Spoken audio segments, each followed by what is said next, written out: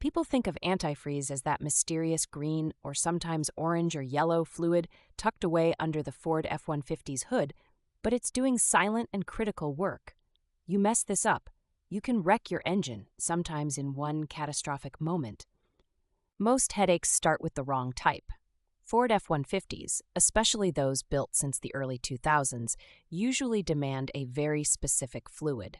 Motorcraft Orange coolant, or sometimes the yellow revision for newer trucks. Use the green stuff you saw in your dad's Bronco, and you're basically rolling the dice.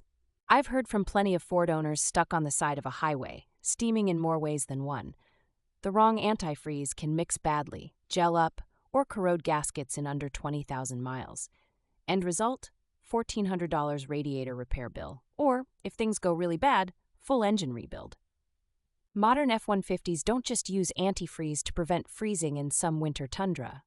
Their engines run hot, sometimes over 220 degrees Fahrenheit, and antifreeze has to keep up.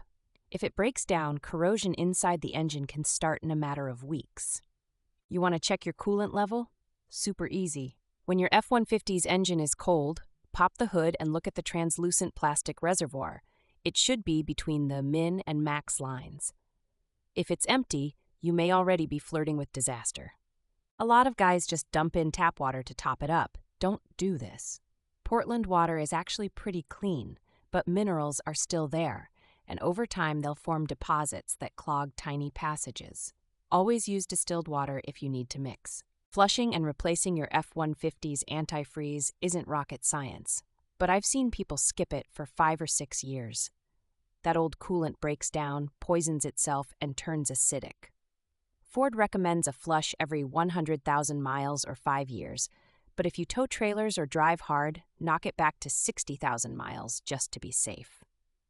Here's the pain. If you wait until you see rusty chocolate milk under your cap, it's way too late. That means rust and air have eaten into the system.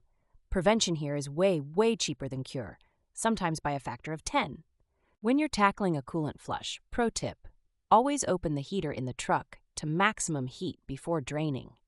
That way coolant circulates through the heater core and you won't leave behind a hidden pocket of nasty old fluid. People forget one step constantly. After refilling, run the engine and keep an eye on the temperature gauge. Watch for bubbling in the tank. That's air working its way out. If you skip this burping step, you risk air pockets taking over and causing an overheat. Using the right tools helps. A simple antifreeze tester costs $7 and tells you in 30 seconds if your protection is good down to the winter lows in Portland or if you're taking your chances come February. To sum it up, antifreeze is the quiet guardian of your truck's very expensive heart.